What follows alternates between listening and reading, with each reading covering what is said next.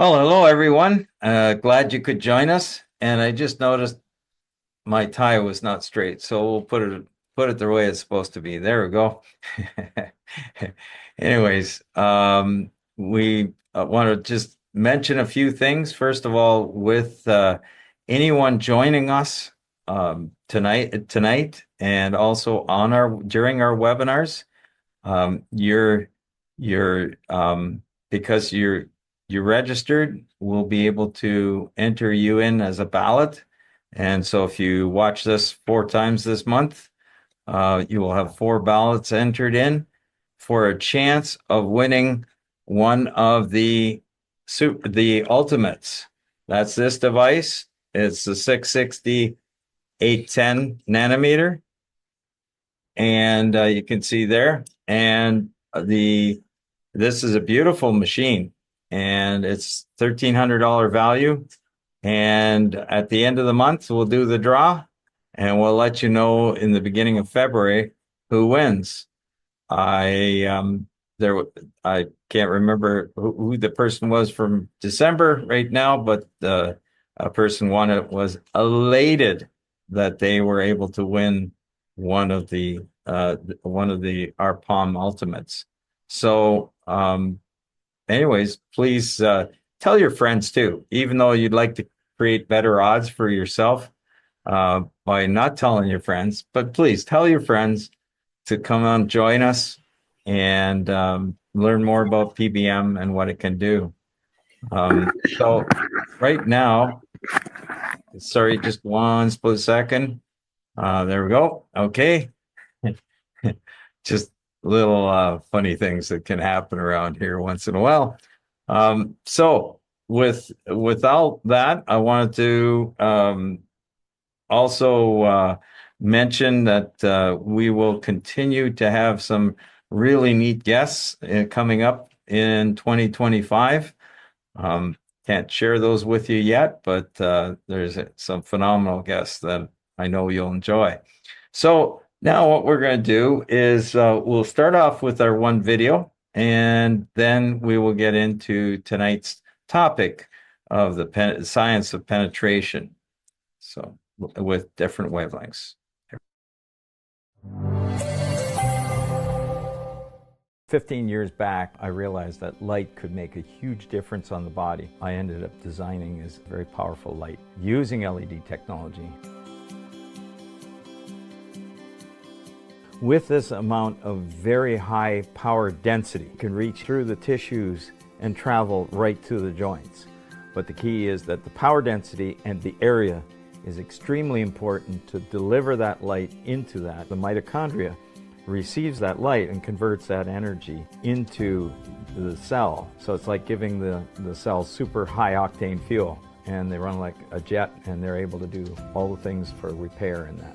What are the products we have? Well, we have a small device, which is actually large when it comes to light therapy. You have a fairly large area of light and a high power density that can be used for different parts of the body, like your fingers, shoulder, back, neck, knees, ankle, anywhere on the body. And then we have what's called the mini canopy, which is about 1 foot square in size. And then we have our full-size canopy, which is basically 6 of the mini canopies. And then we have another device, which is the helmet, and that device can help for mental issues, for brain injuries, for concussions, for PTSD, TBI, all of those kinds of things. And there's new research out there that shows it could be helpful for not only strokes, but dementia, Alzheimer's, and Parkinson's, and just different brain issues. Our plans are to move this technology into every area of the world where there's pain and inflammation, which is basically everywhere, and to expand that so people understand all the applications where this technology can be used to help them in their health in the body as a wellness device. People are looking for how they can treat themselves without drugs.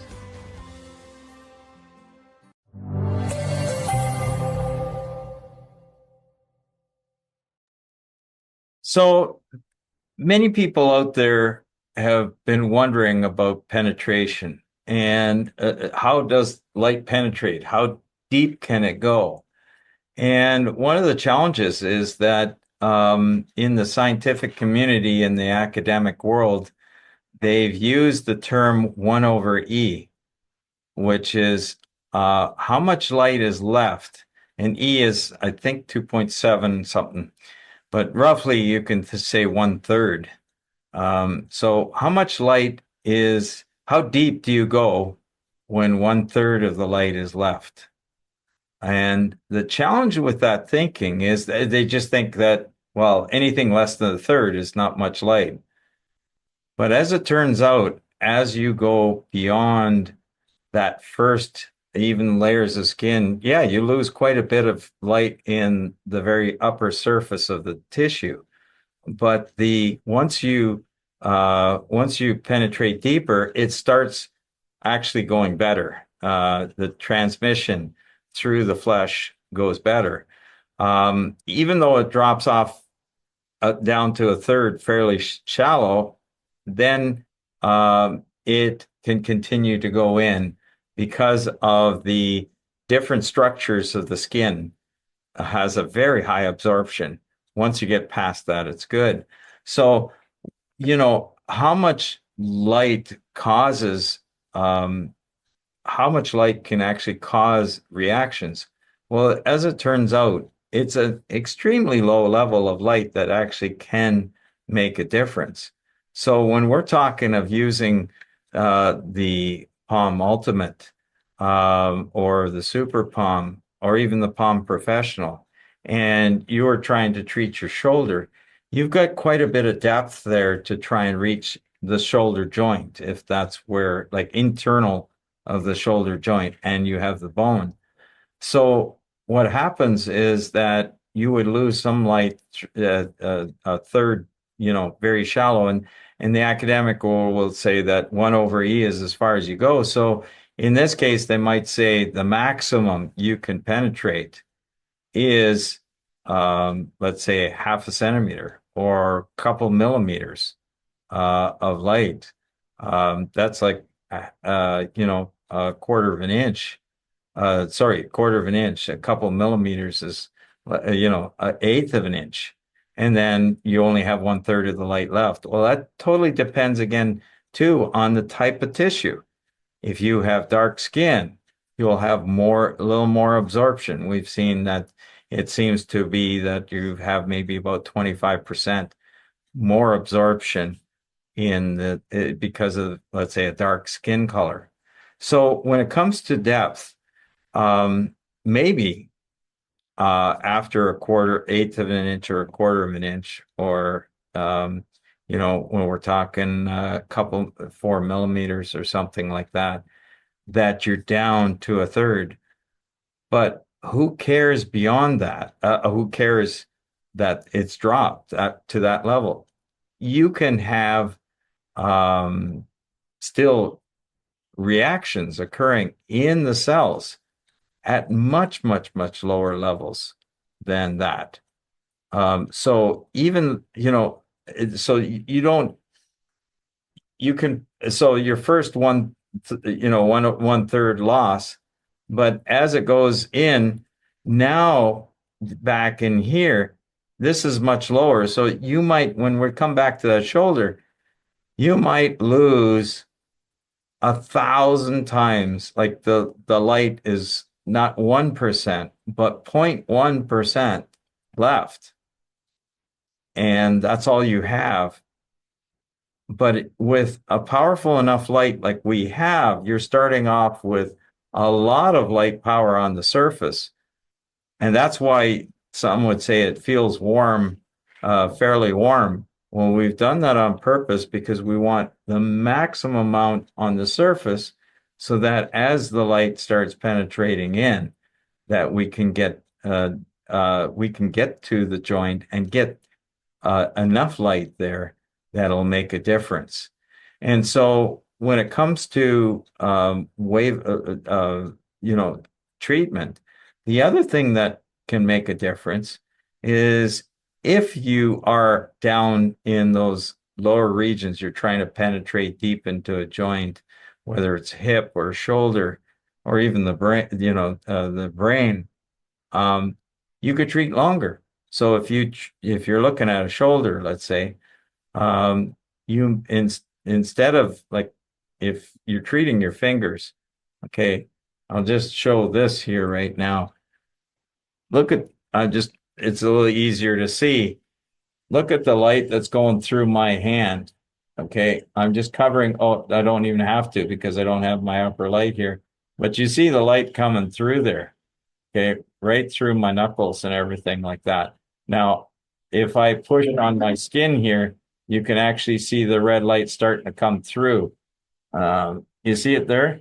So the light can actually go through a much deeper area than what they say in the scientific community, in the academic world. We were able to, on one of my earlier webinars, I showed that we were able to take measurements as deep as 8 centimeters, which is close to just over 3 inches in. We were still able to get measurements that were far above the noise. This is noise. When you have electrical measurement, you get a certain point that you can't measure. Well, we're way above that. And we're getting a measurement at 3 inches in depth. And seeing that level way above the noise. So it's not like my meters are making up the information. So now what I'm going to do is I'm going to try and do a little I've been trying to get this to work well, and I'll try my best. So what I have here, this happens to be a modified light meter. And if you want to check with us, if you're interested enough to learn on your own and try your own things to see how much light penetrates through your hand or through your palm, through the palm, or whether it goes through your wrist, those kinds of things, and try. You may have another device out there, a light device, and you can see how much light is actually penetrating through. Contact us. Contact us at info@SunPowerLED. But this is actually one of the ones that I felt was a low-cost light meter. But the problem with light meters is they're not calibrated. Okay, that's number one. And number two, I've opened this up. I don't know if you can see that in there, but not very well. But there's a little sensor in the middle, and we actually stripped away the little film that was on top. There's a little kind of greenish color film that you have to pull off, because otherwise these meters will really reduce the red and near infrared, so that when they measure light, and light just in lux, okay, does say in lux, but when we say you want to know how bright a room is, your eye, the peak sensitivity of your eye is up at in the green range at 535 nanometer. So these things are kind of tuned to see how much the light is in the green range and blended in with the other. So by the time red gets in, it's way down, and near infrared totally strips it. So I'm going to ask people too to put their questions up early. Put them up as soon as you think of them, because we're going to have a longer question and answer period today. And I'd like to try and get through as many questions as we can, and we'll try our best. But I want to show you. So this happens to be a unit off of Amazon, which usually I would not recommend unless you know what you're doing. Okay, I could have told people out there, hey, go buy a $2,000 meter like some of the meters I have, but I don't think there'd be any takers, to do light measurements. But when we're talking about something like this is a $20 device or $30 device. I can't remember right now. And if you do the surgery on on the little tiny sensor and you remove that little filter that's on top, the red near infrared filter, then it actually starts working. Okay, it starts actually making sense. So what I'll do here is I'm going to try and do a demonstration live and show you some things. Okay, so here we go, and I got to put my glasses on so I can see just a little bit better. Okay, don't worry about the top. Okay, I got to remember. There we go. Don't worry about the top numbers. That's just temperature in the room here and humidity, so we don't care about that. But what we're looking at is the numbers here. Now, if I hold really steady, you're seeing, this is the light coming that's shining on my face because I've got it open right now and I'm just looking at it like that. Okay. So as I bring it up closer to the light, it keeps going higher and higher and higher. Okay. And you see it says right now it's at like 5,000 lux. So I guess coming down to my face to make my face really nice and beautiful, it's about 2,000 lux. So that's why some might say, hey, I squint a little bit. It's rather bright coming down here, so I'm not. It's just bright, so your eyes just, eyelids close a little bit. Okay, so I have right now about 700 lux just coming into the room because of our overhead lighting. I forgot about that. Okay. Huh? No, that's fine. Okay, so what I want to show you is I'm going to try this. So right now I'm at a distance away from the unit and I'm seeing 2,400 lux from the red light. Okay. All right. Now you got 2,400 lux. If I switch over to my this is my 810 nanometer. Okay, I'll switch it back again, 2,200, switch it this way, and we got 2,600 there. And I don't know why it's blurry. Okay, I wished it wouldn't. There we go. So this is just general room lighting, is you're seeing about 700, but when I put this on, you see what I'm saying is there's the 2,200 at that distance. I'll lower myself a little bit so that you can see the light and the thing. Okay, so just move that there, 2,200.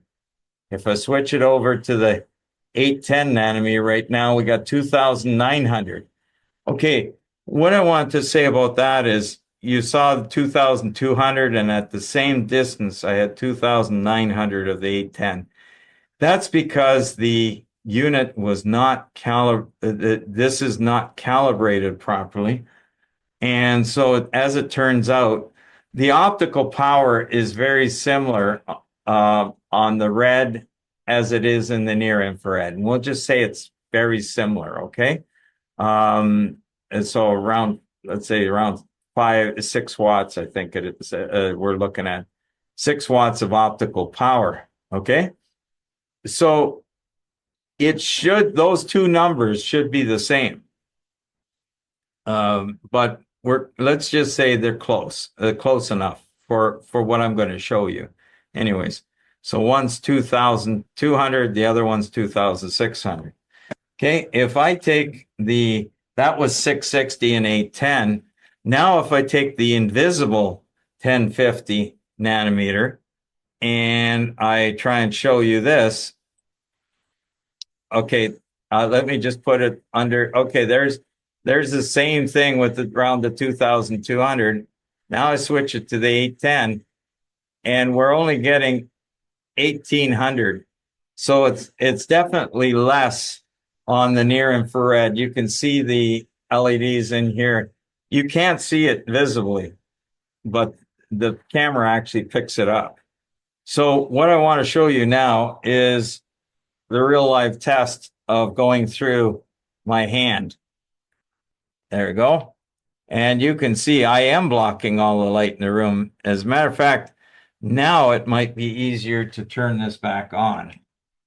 So I turned on my, and what you're going to see is still the light, even though it's really, really bright in here.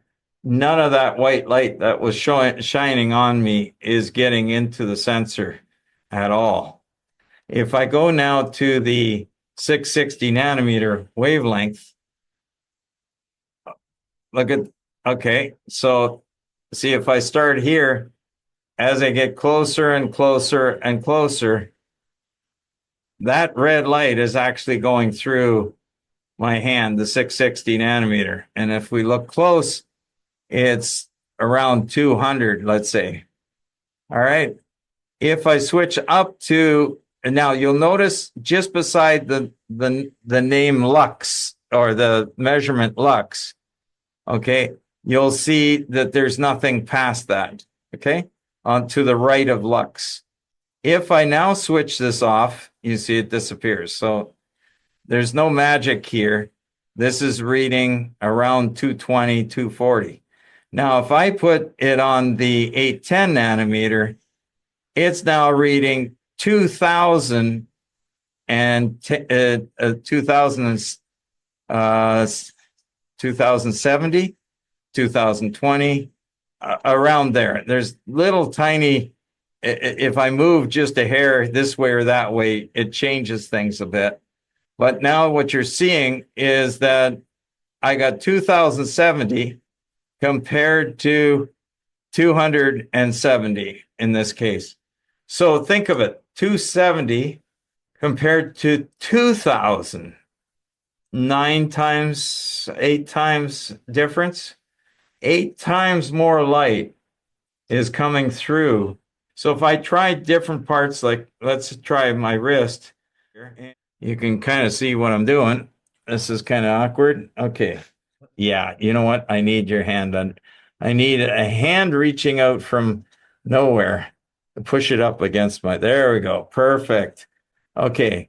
This is so much easier to go. So there's 43.7. Okay. Coming through my wrist, my whole wrist. And there's 540. So compare the numbers, 40 compared to 500.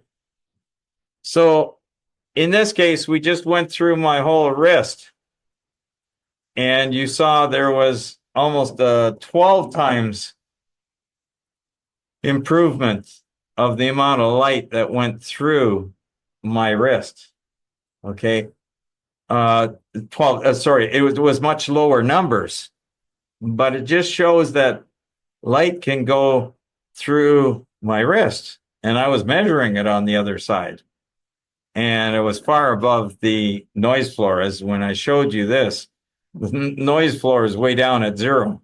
So no problem, nothing in the background interfering.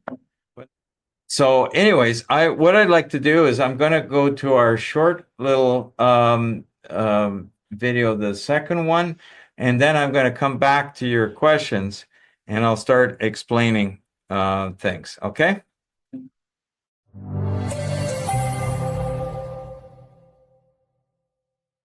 PBM stands for Photobiomodulation.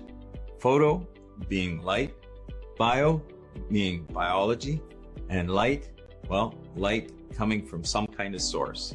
In this case, PBM is used to help stimulate healing in the body, whether it's an LED, whether it's a laser, whether it's the sun, but that light comes through the skin layers and actually the cells are able to absorb that light, converting it to energy, and then there's a host of different processes that are stimulated because of that light.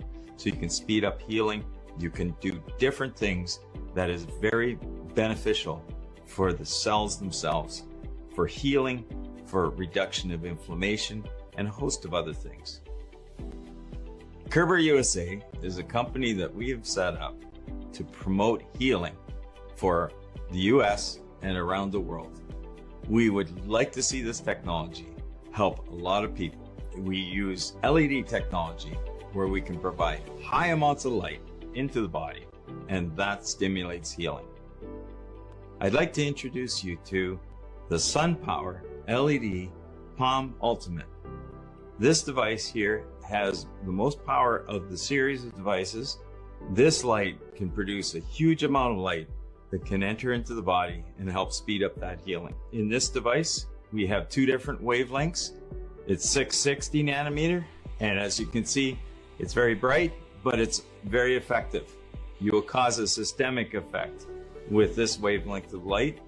The other wavelength is 810.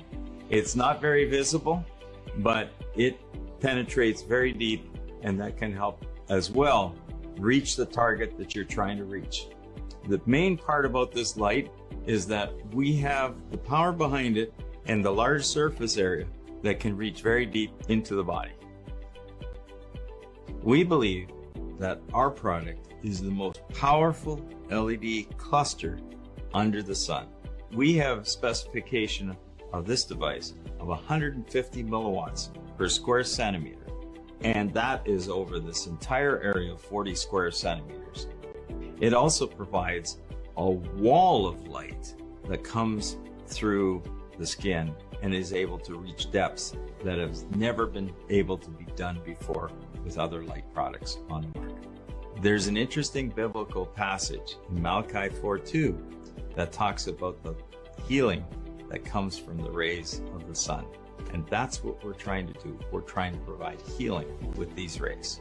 PBM has also been shown in various studies to be able to help promote healing in wounds such as diabetic ulcers, venous ulcers, and other areas where cuts or burns or other types of wounds are on the skin level. If you have any questions about PBM and how our light device, the SunPowerLED Palm series, can help you, please reach out to us and we'll get back to you as soon as we can.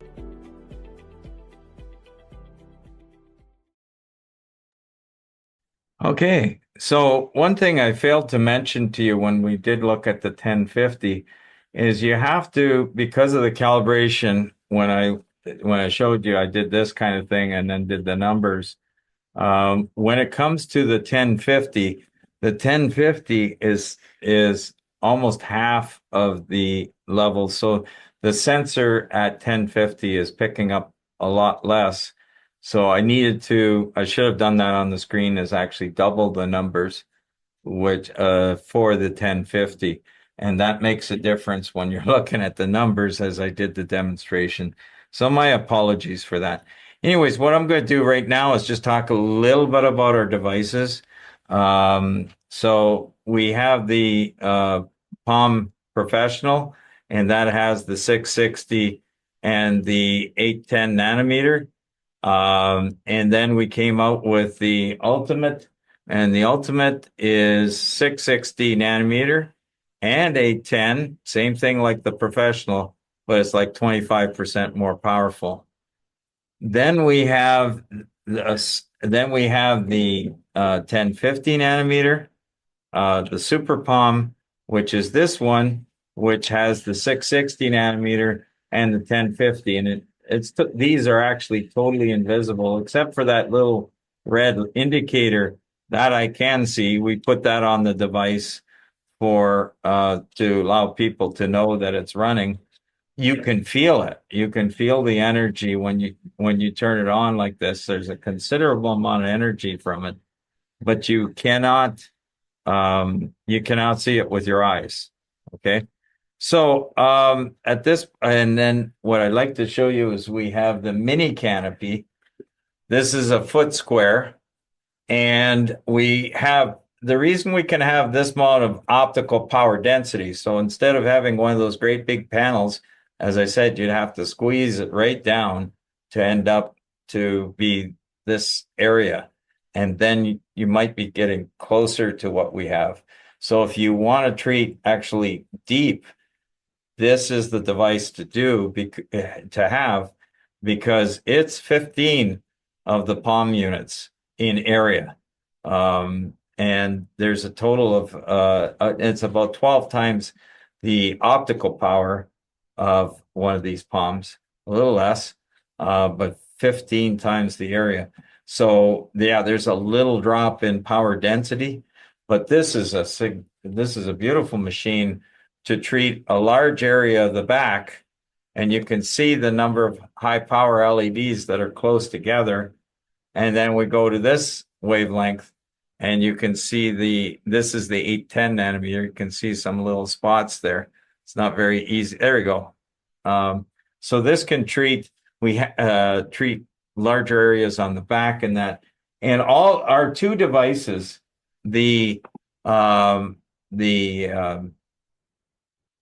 mini canopy and also our helmet has a stand, which you can't really, well, there you go. There's a stand that it goes down to the floor, and it's on wheels, and it allows us then to use an arm that you can put up and down to put it on top of on top of your head to do the treatment. So in this case, I have to roll around a little. Oops, there we go. Okay. So this has the 660 nanometer wavelength, and it has the 810 nanometer wavelength, and we have a special unit as well that has the 660 1050 nanometer wavelength. So this is equivalent to 10 of the palm lights. Now we've reduced the power a bit, but basically 10 of the palm lights to cover the whole head. And we've been able to see some very, very good stuff with different types of cognitive problems. And I want to show you a quick video of a fellow by the name of Tyson, and we'll try and get that up in a moment here. So Tyson had fell really hard on the concrete playing games in the church gym, and when he hit his head, he was in rough shape. So we'll start the video as soon as we can. Hi, Rose. Hi. Tyson? Hello. So, Tyson, what happened? Well, I went to like a cadet group, so it's like kind of like you learn skills and stuff, and I fell and hit my head. I got a really bad concussion, so I couldn't really do anything. I couldn't read. If I stood up for too long, I'd get a really bad headache. And we were trying different things like oils and stuff like that. And then my mom's friend recommended this, the red light therapy. Yeah. And so we went over here and we tried it, and straight away I felt results after it was done. My headache cleared up like quite a bit. And that day I was able to pick up a book and read, when before I couldn't even read a sentence. I'd get a really bad And when headache. did this happen? Happened, I think, last week, Friday. Okay, last week. It was Thursday that they Thursday, last so it was a week, week Thursday. ago. Yep. A week ago Thursday. Yeah, And he had like severe memory loss. He still doesn't remember that day at all. Right. So I don't know if he'll gain that memory back. But we took him to Mac, and they did a CT scan and that, because he was continuously asking the same questions, like, what happened? Why does my head hurt? And like, it was on a reel, like probably every couple of minutes we tell him what happened. He's like, oh, that would be why my head hurts. I don't remember going to cadets. Yeah. And then he would ask it all over again, like, how come my head hurts? So like he probably did it hundreds of times. So they did a CT scan and they didn't see anything on the That's CT at scan. McMaster University. Yeah, at McMaster. Yeah, yeah. And then he's got to follow up with a neurologist in a few weeks because it was that bad. But Right. he's Did you have any double vision? No, not that I remember of that day. But you couldn't read a book, and No. you couldn't watch a video? Or, No, he had to be in a I dark could, room. I had to really lie down. If I stood up and tried to move around, I'd get a bad headache. I tried reading a book. I got, I think, a sentence, and then I got a split and a headache again. So. Okay. Because he really likes reading, so he was hoping to, because he was bored. He gets bored because he was lying around in a dark room listening to audiobooks. But yeah, the minute he started reading it, just Okay. And so you did a light treatment under the helmet, Yeah. and that was 1 minute of the bright red and 3 minutes. of like the one you can't see. Right. That's the near infrared. Yeah. And so 1 minute and 3 minutes, so 4 minutes of treatment. And it was amazing. Like after the 4 minutes, I could tell straight away my headache was gone. I just overall felt better. Yeah, so you were still tired and stuff. You Yeah. didn't read yesterday yet, did you? No, I didn't read yesterday. Oh, you didn't read on the day you got the red light Yeah. therapy. Yesterday you started reading. Yeah, I tried it and I'm like, hey, I can easily read. I don't get a headache at all. Well, we And- could tell a difference because he was really subdued. Like he's been really, like just hanging out in his room, really quiet and not. Right. And now he's like, whoop! So I'm like, Oh, that is he's excellent. definitely back in that sense. And we're going to do just one more final treatment We're here, gonna do another probably. one, yeah, because And just to make sure that things are covered. But yeah. well, thank you very much for being on our video, Yeah. Tyson, and really neat how we were able to see this. This is going to tell a lot of people what light therapy can do. Oh, he's Yeah. very grateful. Yeah, we were very, very blessed and pleased that we found this. Yeah. Yeah. Okay, all the best. Bye for now. Yeah. Thank you. Yeah, so anyways, what I want to say is that with Tyson, he had phenomenal results, as you can hear, and in a few treatments. And we've seen other people with concussions improve. But that's not all. We have been able to see with the helmet, we more recently with Parkinson's. I can't get into the details of it right now because it's a study that's going to be published, two different, one from Detroit and another one from the Toronto area in Canada. And the neat part is these people have had significant improvements. I think I can say one thing is that after their first treatment, two of the individuals stopped falling, which is right away, and they were falling every day. So this is something that just that alone, never mind the cognitive stuff other cognitive stuff that happened. So strokes, concussions, we've been able to see some help with some young men have with autism improve in the way they can do things. And it's all early. We're doing research, and it's pretty exciting to see what has been happening, how well this has been working for so many cognitive issues. One person in particular, they had what's called dyskinesia, where they can't stop moving. It's all, they just can't. A little bit like Tourette's, but Tourette's is a repetitive, certain motion, where this is more uncontrolled. And this person had it for years, this dyskinesia, and they couldn't go to work. And after a few treatments, they were able to once again go back to work. So what else have we? There's been just headaches and also migraines, a lot of different types of cognitive things. So this can really help with the brain fog, another one where people have tried it and say they have a real clarity of thinking after using the helmet. So now what I'll do is I'll get into some of the questions that you guys have, and let's go here. We'll go to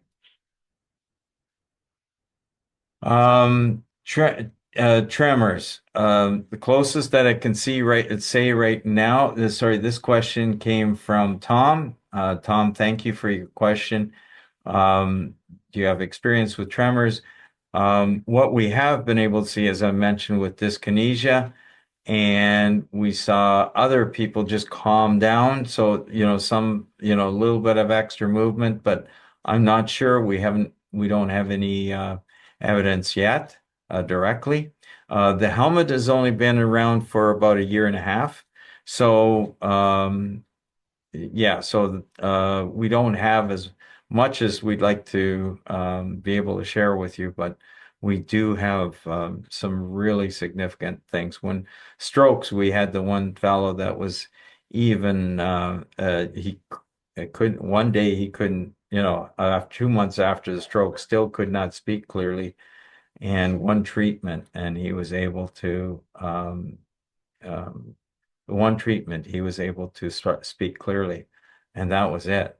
So, and another person with a stroke, we had him in here, and he was very slow of speech, and he actually talked faster. He was starting to talk towards, a little faster, not still to the speed of normal talking, but while he was under the light, his friends who brought him in were like, listen to him. He's speaking faster, and it was pretty neat. So, thank you for that. Yes, Dwayne is mentioning, hi, Tom. I'm glad that I'm able to join tonight's meeting. There was a problem last week and the link to the Zoom meeting wasn't working.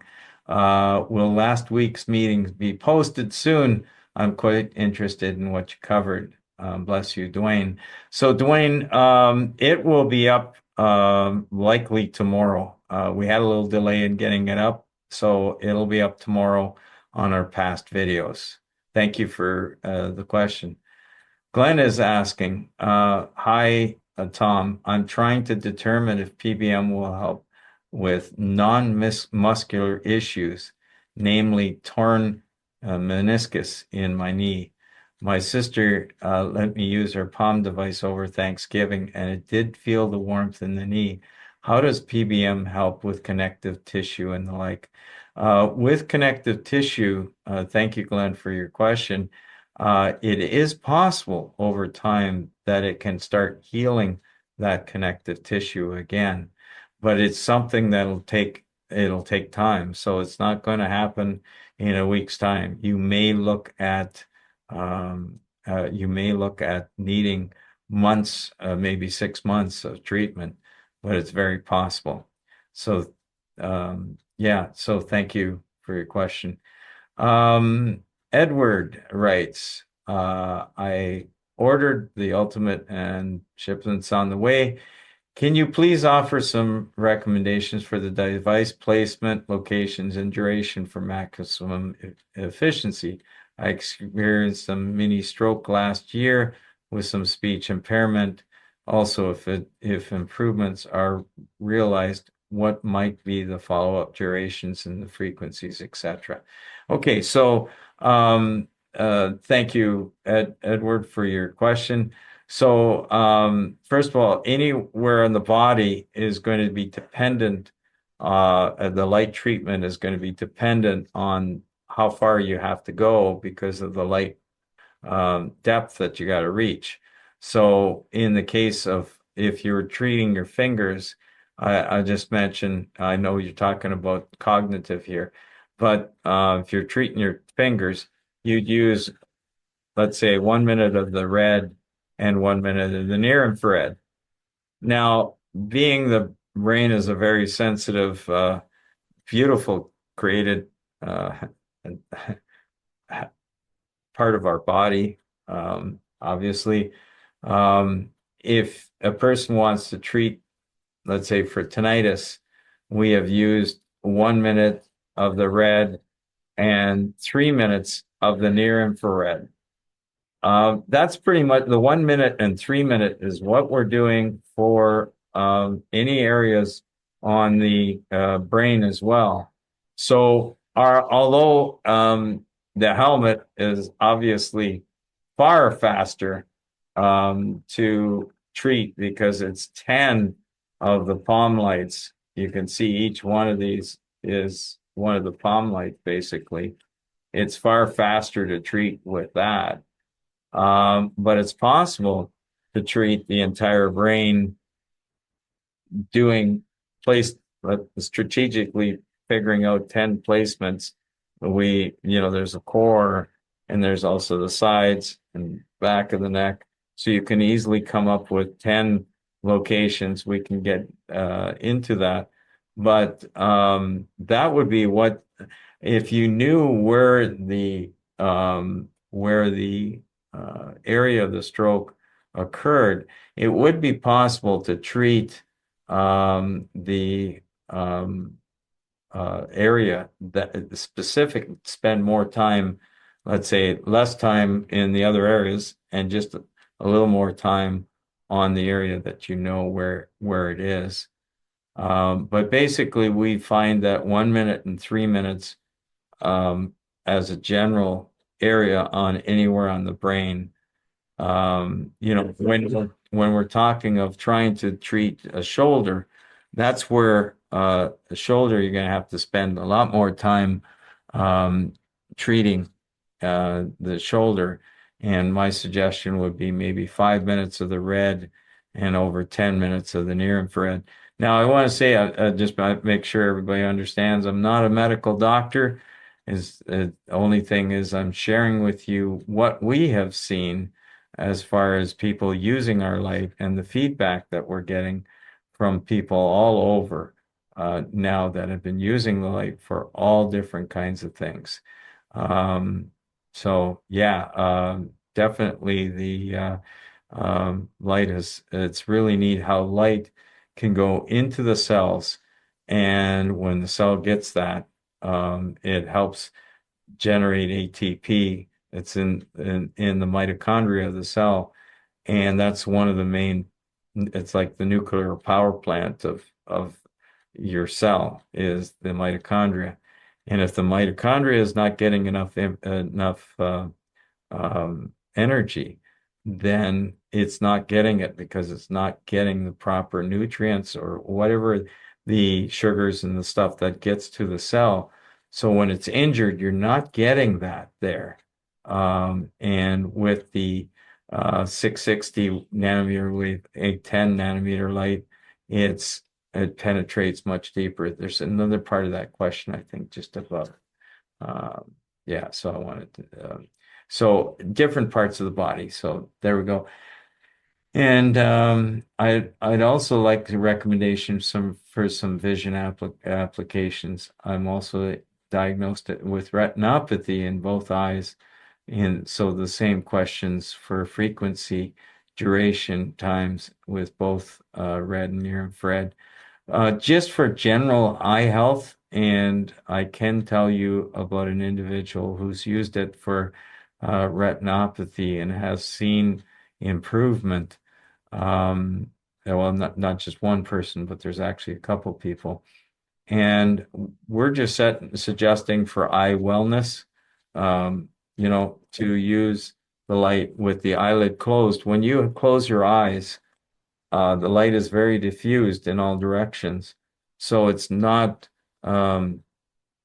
it's just like, so with it diffused in any directions, there's no hot spots on the back of the eyes. So it's unlike when you would, if you had your eye open and you were staring at the LEDs themselves. So if we went for 1 minute of the red with the eyelids closed and 1 minute of the near infrared, we've seen some beautiful stuff happen with doing that type of treatment. And you can do that at first, do it once a day, and then continue to move up to, oh, wow, we got a lot of questions. I got to speed up my response here. So you could use the, anyways, I better go on to the next question. There's one more thing. Okay. We've had a few people actually improve, a few people who've actually had problems. They have been able to see an improvement in their vision, and that's pretty neat. So next, let's see. Can this help with autism? Angela is asking, can this help with autism?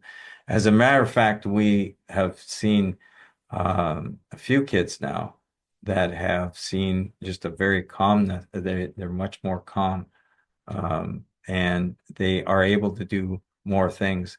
I can tell you about the one person here. They had they were able to increase. They couldn't work. They felt they couldn't, just couldn't work. they were working and taking on shifts. And what's neat is for a whole year he wasn't able to work. He just felt he couldn't do it. And after a couple of helmet treatments, he was able to go back to work. And not only was he able to go back to work, but he was actually able to increase his length of the shift and also increase the number of shifts. So he was really happy. I mean, he was happy. He says, I feel good. He was a dishwasher. He washed dishes. So he felt good. And that was, as a matter of fact, the one day when he came in, he says, I says, how are you doing? And he says, well, when I came here, I didn't feel very good, but I got the light treatment. I feel much better now. So it was a lot of fun to see improvement. So uh, okay, so next question comes in from Ralph.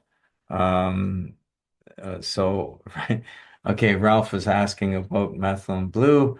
Turns out that red, the 660 nanometer light is the right wavelength to photoactivate. There's an activation process. I happen to know about a website that's www.methylenblue .red. So you have to type it out because it is actually a newer website.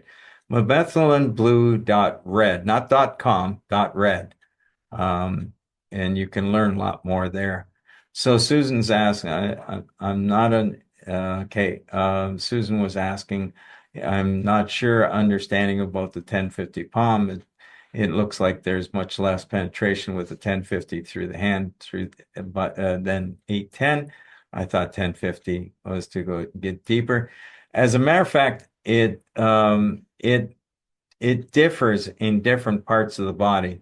So some places it can actually go a little deeper, and the wavelength is longer. So as we go in the scale, I'll just say that there's, let's say, up in the UV doesn't penetrate at all. It's just superficial. Blue is very little. Then you get down to green, and just maybe you can get a millimeter out of it, and then you get into yellow, and it'll start penetrating, and then you get into red, and it penetrates a little bit longer. So each time, as I went from blue, which is very short, now obviously this is not the true wavelength, I'm just trying to do a representative. But as you go from blue to green to yellow to orange to red, the wavelength keeps increasing. So now when you get to near infrared, it's even longer yet. So near infrared penetrates much deeper. And then you get to, so that let's say is 810, and then you get to 1050, which is even longer.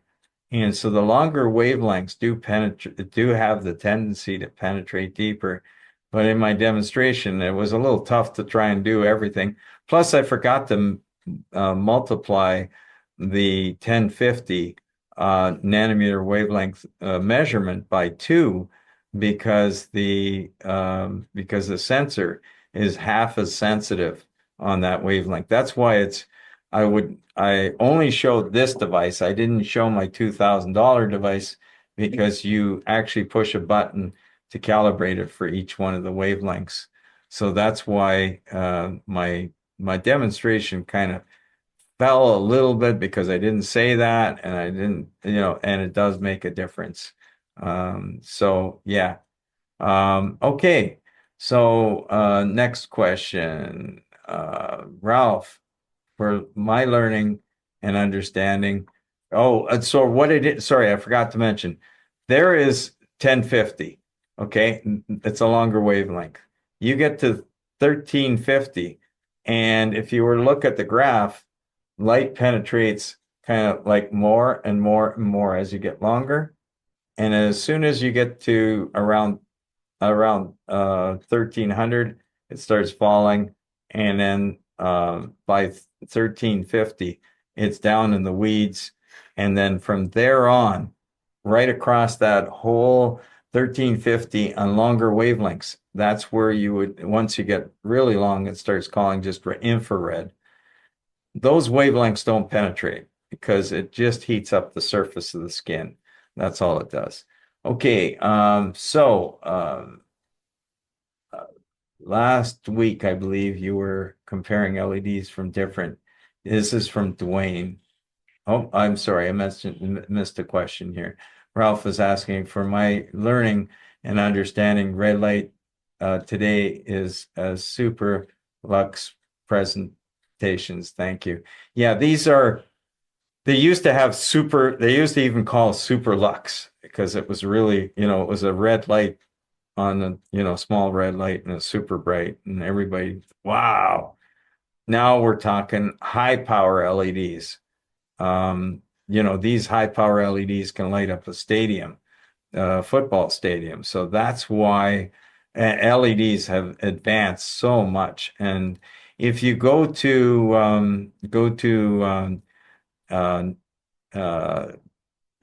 a research page and on my website and scroll down to the bottom, PBM 2024, I actually share as well how LEDs compare to lasers. And in the end, if you start off with the same optical power as you go through 2¼ inches of steak, or 2¼ inches of pork chop, or 2¼ inches of chicken, in the end, if you start off with the same power on the surface, with proper measurement tools, we're able to determine that the same light appears coming through all that tissue, what ends up coming through the tissue. So, okay, so that's an answer to that question. Dwayne asks, last week, I believe you were comparing LEDs from different companies. Have you heard of infrared.ca? They have okay, and they have a unit called Slim. Okay, on their website, they say it offers. Okay, again, the challenge with even with these numbers is, a lot of times they're Chinese specifications, and they don't even have to come close to reality, and that's unfortunate. So they may have a nice power density. I'll look into it for you, and we'll find out from there. I'm missing Susan. Okay, where can we find protocols for your devices for various physical conditions? Because your devices are much more powerful. One thing, usual protocols don't apply. I agree. We have much more power locally. We've been doing. It's difficult. We love to put really detailed information about treating this or that, and unfortunately, FDA does not allow us to do that. So. Unless we had a 100-person trial and we were able to do that. But and if any of you out there has $1 million, I'd love to do a 100-person study, but that's kind of the cost. It's crazy. It's absolutely crazy what it costs to try and do a trial. And then I could say I'm approved specifically for an indication of knee pain. But if it was elbow pain, you'd have to go right back to doing another study to prove that it could be useful for elbow pain. And then if you went to a different muscle pain in the back, I'd have to have another study. So unfortunately, I love to be able to put all that stuff up there, but a person learns very quickly how to use the device, and you can always email us. You can always email us at info@sunpowerled.com and ask your questions there. By the way, I know our meeting is going longer. I will continue here with some of these questions. If you don't continue to stay, that's okay. We will still enter your ballot. I just want to mention that, but we'll continue on with the questions. So, and are there, okay, what would you think about using it on a young boy with cerebral palsy? I have no knowledge at all about that condition as far as light. You'd have to do some research on it. There is if you go on my website, no, I doubt whether you'd find it. I'll just say that. You may find something out there. So if you do just regular Google searches, but I am not sure. Dwayne is asking, it's surprised that the boy that had the concussion treatment was so short. Are the helmet treatments typically 4 minutes long? Yeah, and what was really, really neat, thank you. What was really neat was, yeah, it's only 4 minutes, but we had a study in West Virginia, and if you go to that research page and scroll down to the area of where it says PBM 2024, we have the full research there of a study that was done in West Virginia. And this was with people with opiate addiction and depression. And they, the people in the light treatment group, only had 2 treatments a week of 3 minutes with our helmet. And they just used the near infrared, the deeper penetrating wavelength, even though I would have liked them to use the red, and I think the red could have been beneficial. But one of the challenges when you run some of these studies is you need an ethics board approval. And with the ethics board, they were pushing back against using 660 because they didn't see any other research out there. So it was going to be a ton more work for them to try and get the light therapy approved with for the opiate addiction and depression with both the red and the near infrared. So they chose that was a lot more cognitive stuff with 810 nanometer. So they were able to get authorization that way, approval. And so these people that got the significant improvement over 2 months, they actually had treatments of only 2 treatments a week of 3 minutes. And they had a significant improvement. It's amazing the improvement that they had with even 2 minutes, 3-minute treatments a week. If a person had this at home for cognitive issues, how much better, whether it's the palm, obviously that's going to take a lot more time, but it's possible, or the helmet, they could do daily treatments for that, for whatever cognitive issue that we're talking about. Are there side effects using this? The only thing that we've come across ourselves is that if people are using the helmet, they may find that if they use it at night, it may stimulate them. And so they're wired. I mean, it's just like they've just been given 4 coffees kind of thing, like they just really supercharged. So if a person, there's some people that have that, not many, but some. So that's something to know. When it comes to light like this, because it's an LED based, it's extremely safe to use on the body. I'm not going to recommend this, but I've had people fall asleep with the light on their shoulder or on their neck, and they still feel significant improvement. So it's not like, you're going to be in trouble. Now, if you have dark skin, very dark skin, you may find that the light is absorbing more at that skin level, and it may feel a little hotter, so you're going to have to move it a little bit more. But other than that, no, we haven't had any issues there. Sarah's writing, hi, Sarah. Hi, Tom.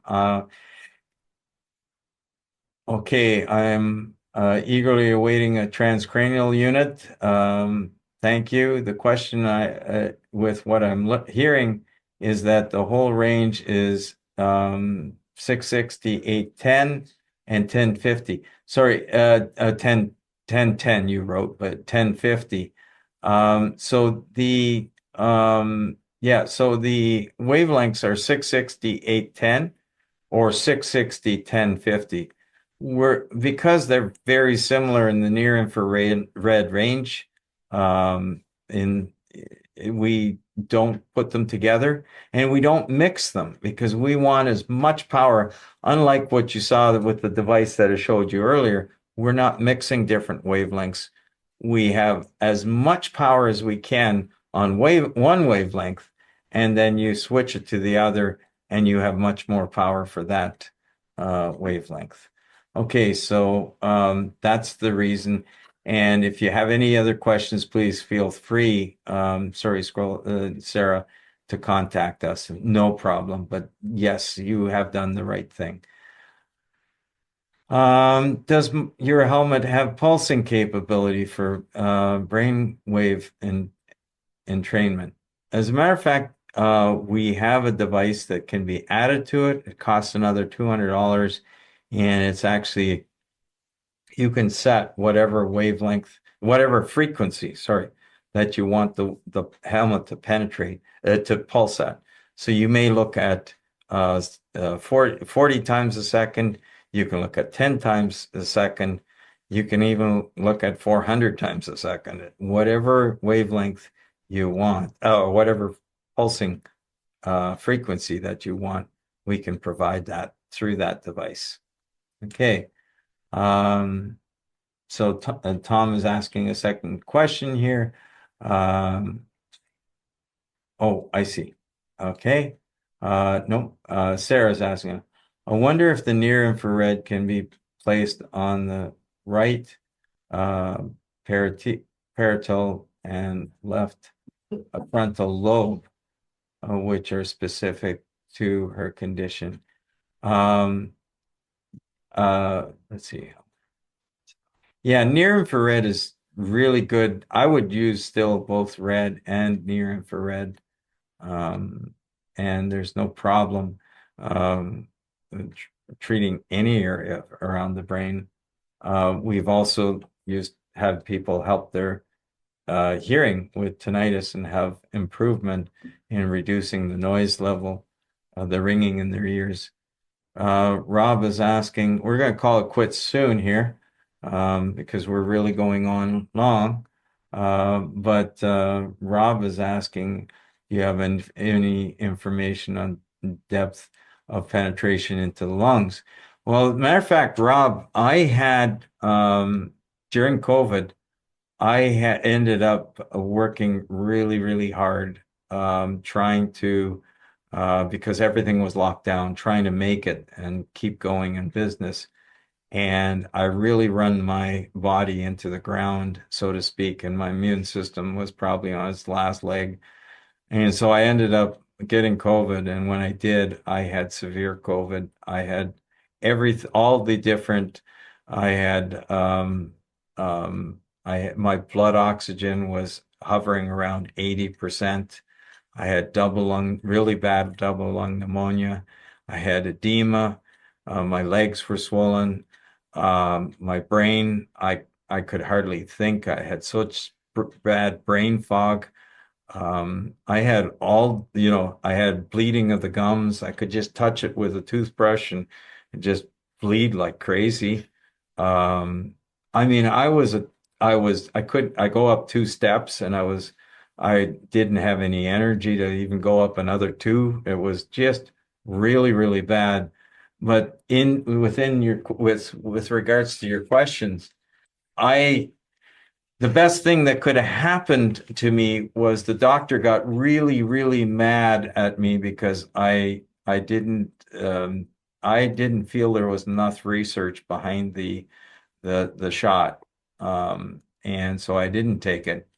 And anyways, he got really mad, and that was probably the best thing that saved my life, because had I gone into like I was in Emerge, and he discharged me with an 80% blood oxygen. I don't know how they managed to do that, but before I went in, I put the blood oxygen meter on my finger and I read 80%, and went into emerge and all that. They did all the tests, and they said they took the x-rays of my lungs, and they said you got really bad double lung pneumonia. And so they said, the doctor, when he finally met up with me the second time, he says, here's some antibiotics, go home. If you get worse, come back in. Well, worse would have been dead because I was hovering on that edge. But what happened is, as soon as I got home, I started using the light, this mini canopy on my lungs, and I did it front and back. Now, my wife was helping me immensely. She probably kept me alive because I couldn't even remember what I was doing. And so we did this, we did percussion on the lungs. I did it front and back. And I did this 3-4 times a day with 10 minutes of each wavelength on the front and 10 minutes of each wavelength on the back. And I had, within 2.5 weeks, I thought, oh my gosh, I'm coughing so bad, I must be getting worse. And so what happened was I went back to Emerge. Thankfully, I got a different doctor this time. He didn't throw me out right away. But they did the full set of tests, and they said, your blood is good, your heart is good, but your lungs are exceptional, comparing the x-rays from 2.5 weeks earlier. So in 2.5 weeks, my blood oxygen did increase as well. Like I was now into the lower 90s. But yeah, and they said my lungs were so much improved from where I was. So what happened is, every time I used the light, my oxygen level after 1 to 2 hours would increase. Sorry, after 1 hour, around 1 hour, I would try and measure it again, and my blood oxygen would increase to 1 to 2%, and then it would fade again, right? And then go up again 1 to 2% next treatment, and then fade. But each time I was starting to make headway. Okay, so significant improvement on using the light on my lungs, and I was able to come out of that. Had I been put on intubated, I would have been probably dead by now. But God has other plans, so he took me through the worst of it to show me that light can work on your lungs. So no problem. As a matter of fact, we had a second person. I do have an interview of that person who used the palm light on his lungs after I found out he was in the same position I was, as far as he was at 79, 80%, and he was with an oxygen bottle, and he was not making any improvements whatsoever. And this was after many weeks. And I found out about him. His fellow's name is Neil Boron. He's on a radio station that I listen to, and I happened to hear that that he had COVID from his son. He wasn't on the air, but his son mentioned that he had problems struggling with his lungs. And so I sent him a palm light, and within even a week, he improved dramatically in his lungs, and he used this much longer than I did over his lungs, both front and back, several times a day, and he improved. So really cool. So and I thank you to all those that are thanking me for doing this podcast. And Susan writes to me, so glad God has you back for his purpose. I believe that. And thank you, Faith, from Dwayne. Thank you, Faith and Tom. I really enjoyed tonight's webinar. I'll tune in again next time. And Brian has one more question at the end here. Tom, did you take methylene blue at the time you gave her lung?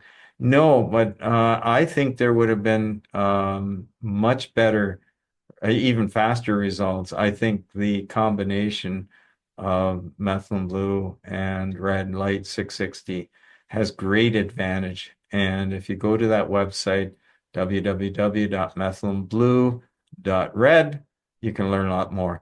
Anyways, thank you everyone for joining me tonight. I hope that you can help many, many people with the light that you have.